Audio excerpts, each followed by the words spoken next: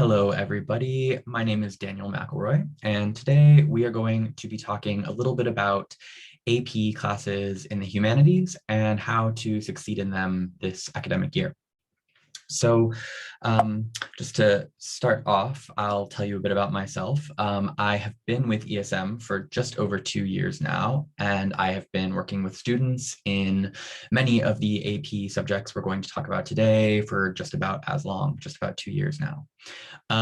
And I love talking about APs. I think APs are an amazing, amazing way to not only learn a lot of content, during the school year, but also to really build very important academic skills that are going to serve you very well into the future. And so I'm very passionate about talking about how to do AP classes right in a way that's going to serve you beyond just this class and just this test.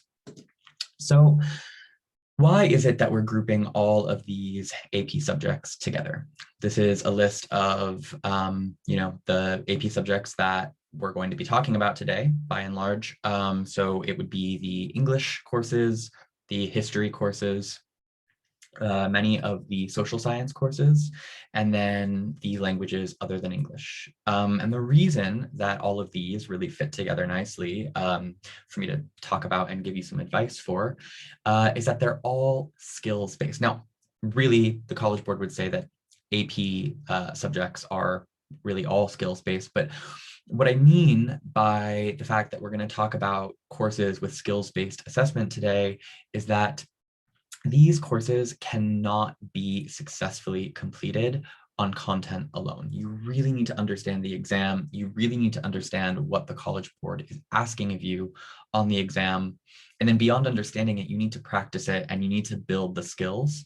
As I talked about, the skills will be broadly applicable well beyond the course that you're taking this school year or the courses that you're taking this school year.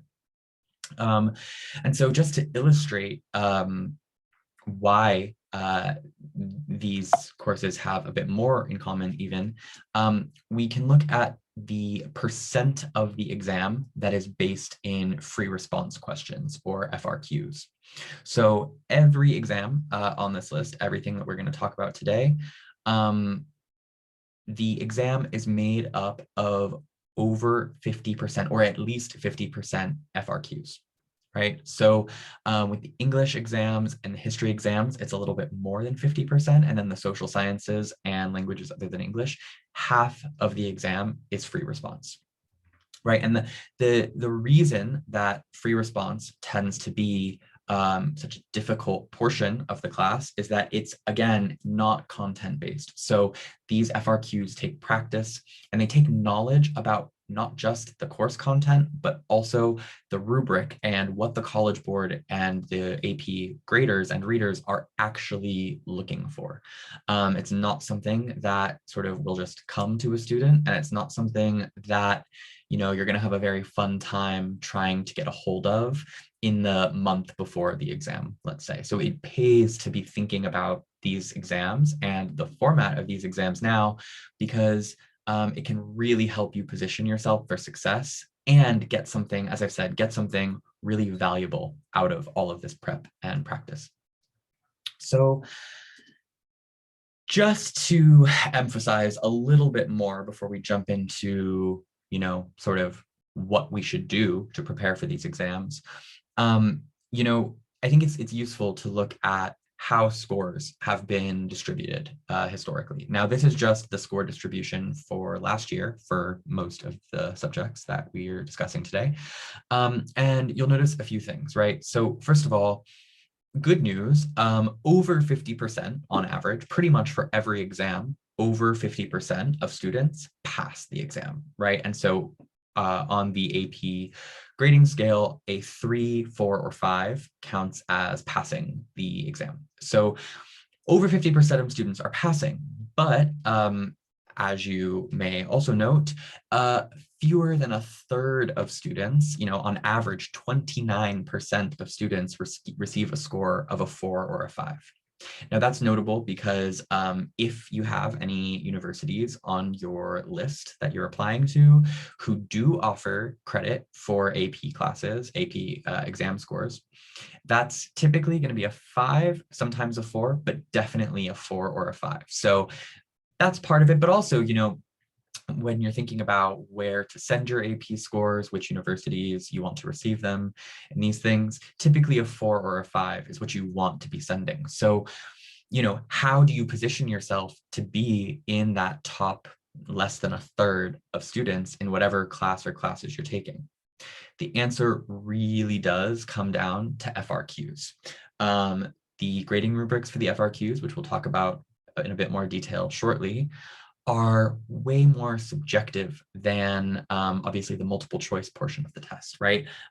There are hundreds or thousands of readers sitting down to read these things, and you don't know who's going to read yours, which means that you need to have a very good idea of which parts of your responses are meeting the criteria that pick up points along the way, right? You need to be thinking like the grader at the same time that you're trying to recall information and that you're trying to complete a response in, you say, 45 to 30 minutes, depending on the question. So for all of these reasons, it makes a lot of sense to really, really get on top of your FRQs now. And that's really what we're here to talk about today. What does that look like? How do we do that? And how do we do it with as little stress and as efficiently as possible? So let's get into that. I argue that it is time to rethink your approach to your AP class or classes now, starting, today. Now, let's start by talking about some of the mistakes I see with students who I begin working with. Many students come to me around this time of the year, grades start coming out and you realize it's actually really is as difficult as people said it would be, or even a bit harder than you expected. I also sometimes start working with students, right after Christmas or getting into the spring. And by that point, students are really struggling to make the progress they want to make on their FRQs. And these are the mistakes that cause this, right? So first of all, it's this disproportionate focus on content. A lot of students, especially ones that come to me, this time of the year, think that they're struggling to keep up with content and really want to talk about, what happened in, the Second Constitutional Convention, something like that, right? Like things that they're not comfortable with dates, they're not comfortable with events, causes and effects, and they think that that is really what they need help getting a hold of.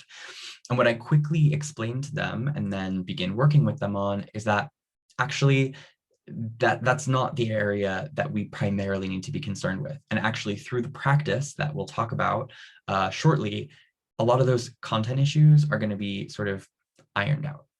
Now, when it comes to some of the other mistakes, right, we have the fact that some students are waiting until the second semester, waiting until after Christmas to even really write an FRQ for the first time, whatever that FRQ might be.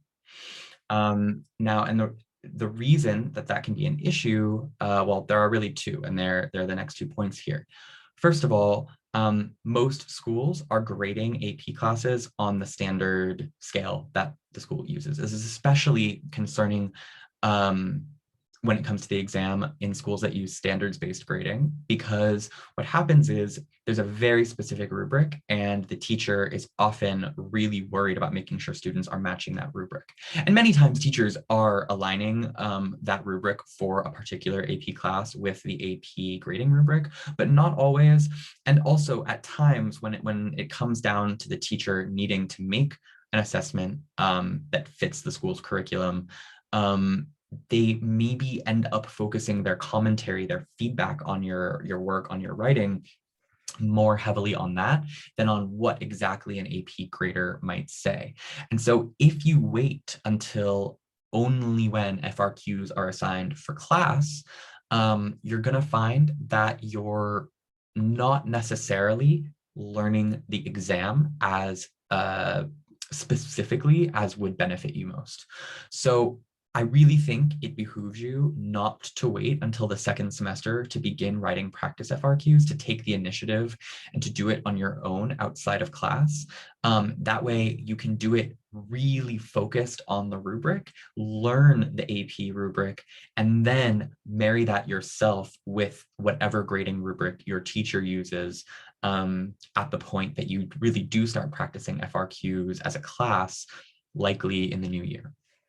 So this leads to sort of what I would say it would behoove you to do now, right? So first of all, it's learn that grading rubric. And I'll provide a couple links towards the end of the session today to where you can find those rubrics, because yeah, they're a bit buried on the College Board website, and ESM, a mentor can help you locate those as well. But learning that rubric is a really valuable thing you can do right now, right? And it's going to take a few read-throughs, and then it's going to take a lot of practice in order to truly understand not just what the rubric says, but what it's really asking of you to do on each FRQ. And for that reason, I really recommend start writing one additional FRQ per week now, okay? And that may seem like a lot, but really, in my experience, and in the experience of many of my colleagues, it can take 10 to 20 iterations of any one kind of FRQ to really master it and know exactly what you're going to do when you walk in on test day, right? So take the AP US History exam, for example. There are 2 long essays and 3 short answer questions. An English exam has 3 essays. That means you're talking anywhere between, 20 to 30, up to even 50 essays that you need to write. And I promise you will have to do that amount of work, whether you start now or whether you start in the spring. And so it really makes sense to start now, to start over any breaks that you have coming up, and to really make use of that time to get the practice in and lock in your understanding of those AP rubrics. Now, it's not just the doing, it's also needing to edit, to look back at your work, see where you've made mistakes and where you could have stronger analysis or make a stronger claim or whatever it might be. And so what you really need to do is ask for regular feedback on your writing. Now, this is really where an ESM mentor can come in. This is my favorite thing to do with students, is to go through their AP essays and look at what exactly worked and where could they do to strengthen their skills a bit. But it can also be from, a friend who's taken the class in the past. It could be from a teacher that, happens to have a bit of extra time, or if you go see them, during some time that they're available to talk to students, you might be able to get a bit of feedback. But really the most specialized one-on-one feedback you're going to get is likely with a mentor. And we really love helping walk you through the stage of your prep. And then finally, through all of that, right, through the learning of the rubric, to the practicing, to the getting feedback and revising, you're going to start really noting the gaps in your content readiness. And that's why I say it's really not the most important thing to focus on content for this exam, for any of these exams. The content will come. Again, if you're writing dozens of practice essays, the amount of time and effort it takes to do that, you're gonna start to see the way that that the content just falls into place. Now, of course, many of those early FRQs, when you're really just learning the structure for any given one, might require you to be going back and looking at content, looking at your notes, things you've learned. That's fine. That's fine. I mean, that's a really valuable way of beginning to put the pieces together. But through just plenty of practice, content will fall into place. And where it doesn't, that's where it makes a lot of sense to note things down. Again, share that with your mentor, and we can make sure to put together a plan for you about how we're going to fill in those content gaps. Maybe, a little bit of supplemental reading, some YouTube videos, something like that. But it can be done, and it doesn't need to be the primary concern, until we're getting to the month or two before the exam. If there are any gaps in content, then it becomes a primary focus and we make sure to iron that out. But really at this stage, early in the year and until I would say spring break, spring half term, whatever it is, really I recommend focus on the skills and let the content fall into place. Now, let's talk about what some of those specific skills are, right? It would be too difficult for me to go through each and every class individually. So today I'm just going to talk about, I've divided the different kinds of exam FRQs into essay-based FRQs. Those are going to be longer, multiple paragraphs, and short FRQs, which usually aren't even in paragraph form. And I'm just going to talk about some of the things you want to be thinking about as you begin this process, over the next couple of weeks. And certainly, this is where we would love to talk to you and help you make a more personalized plan if you realize that that's something that would benefit you. So with the essay-based FRQs, right? One of the first things to do, and you'll notice this as soon as you look at the AP rubric, there's lots of jargon. There's lots of terminology about what is being asked of you, and many of it may sound unfamiliar, or you might think you know what it means and find it much more difficult to practice, right? So things like defensible claim or line of reasoning or nuance. You may or may not have an idea of what that means, but being able to actually make any of those things, write them and include them in your essay might be a whole other, challenge for you. So I really recommend have a look at those rubrics as soon as you can and ask questions to, again, a mentor, a teacher about what exactly those things mean, and ask more even specifically, how are you or aren't you already providing those things that are being asked for in the work you've done for the class so far, right? So just getting essentially a sense of where you're at now. Then you need to practice how you craft an argument. And what that means is that you really need to both respond to the prompt, you need to demonstrate knowledge, and you need to have a position, right? That's something that a lot of students haven't been asked to do before, to make a judgment on whatever the thing is you're talking about. And I promise that really does help the support of the claim with evidence, which is, as you can see, the third point there, so much easier, right? If you have a point that your essay is trying to make and convince the reader about, you're going to have a much easier time choosing evidence and explaining how that evidence supports your claim. So these pieces of the rubrics for the essay-based FRQs are very interrelated. And it's another reason that it's important to get a strong understanding of this as early as you can, because at the end of the day, succeeding at some of the more basic parts of the rubric, like formulating a defensible claim, can make the other parts of the rubric much easier, the other parts of the essay much easier to write.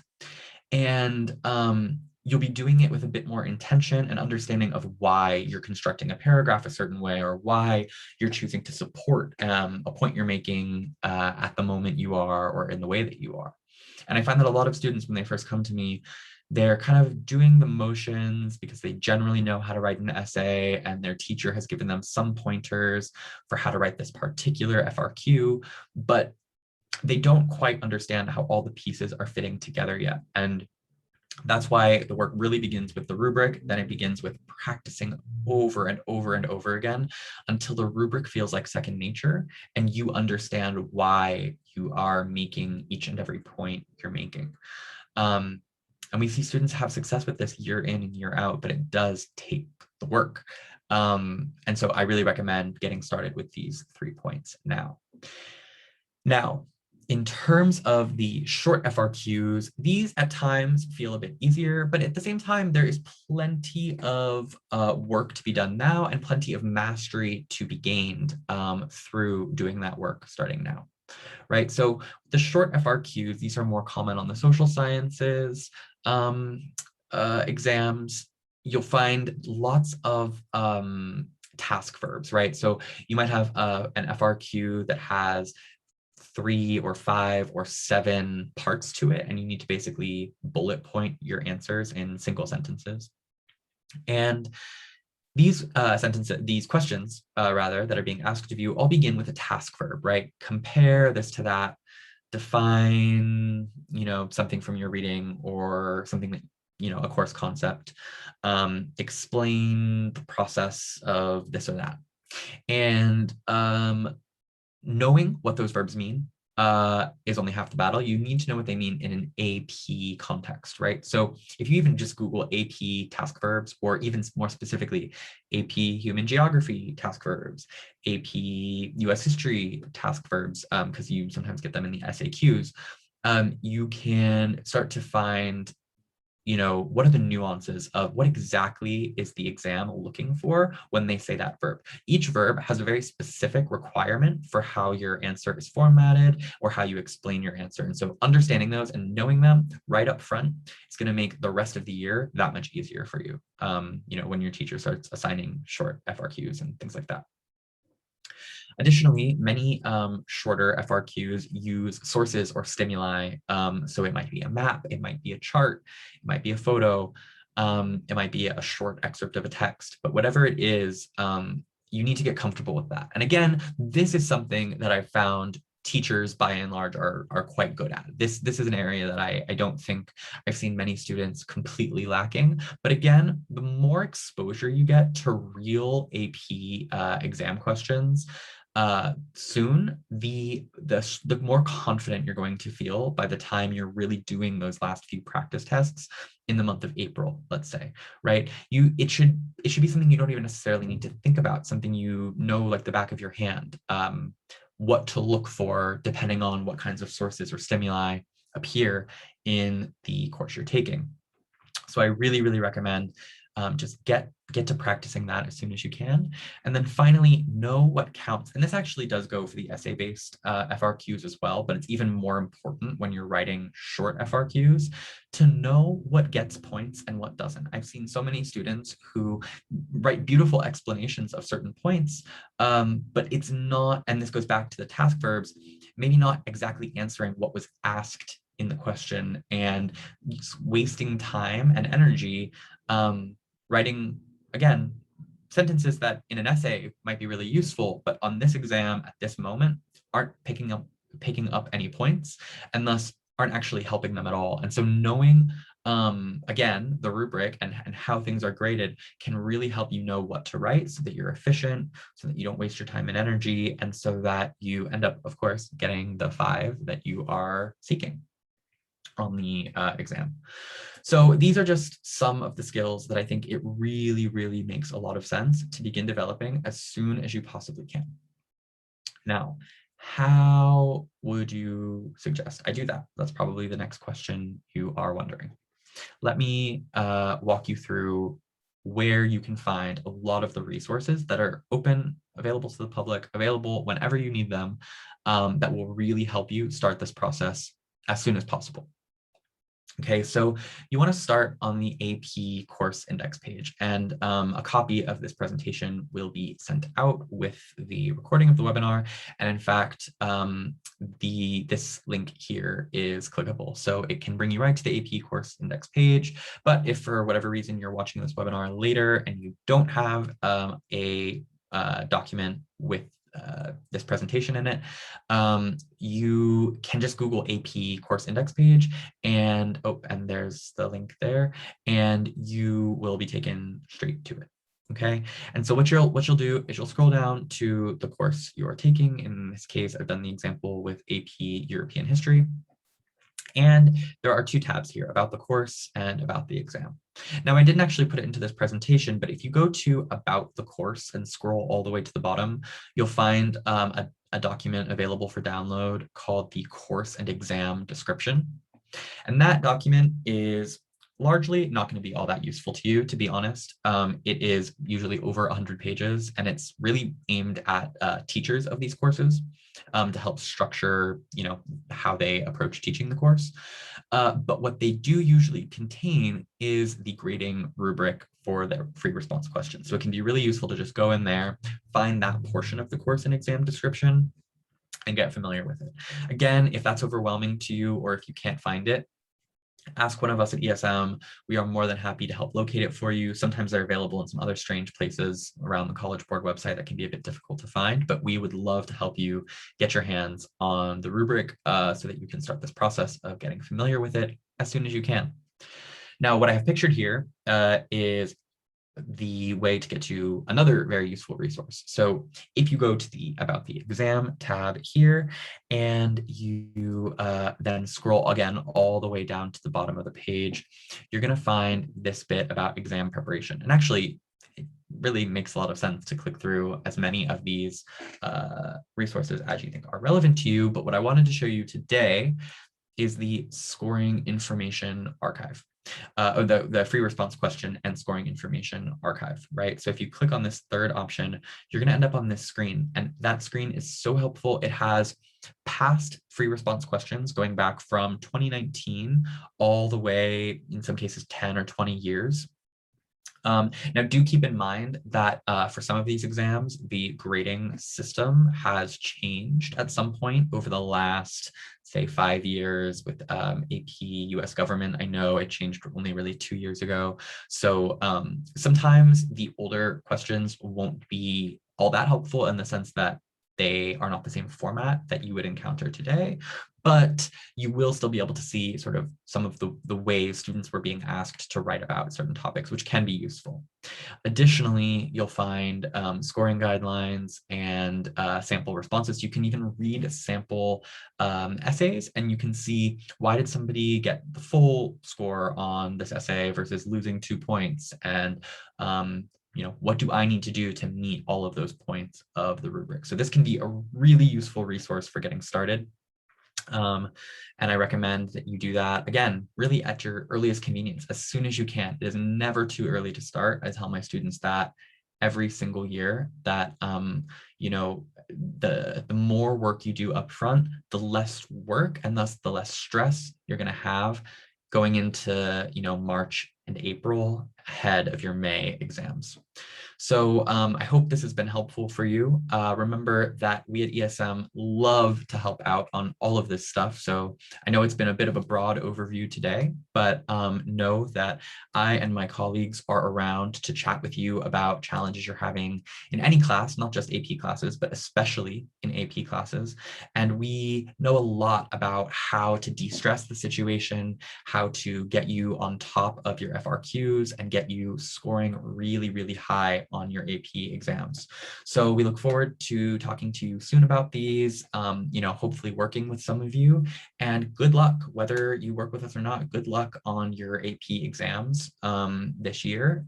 Good luck with your AP classes. I hope that they are rewarding, that they help you leave the class with, skills and knowledge that you feel like is going to serve you beyond the class. I know I started there today, and I really do believe that if you can become a really strong AP essay writer, you're going to be a really strong student from now until the end of your education and beyond. So yeah, with that, good luck on your APs. Good luck with your test prep, and we look forward to seeing you soon.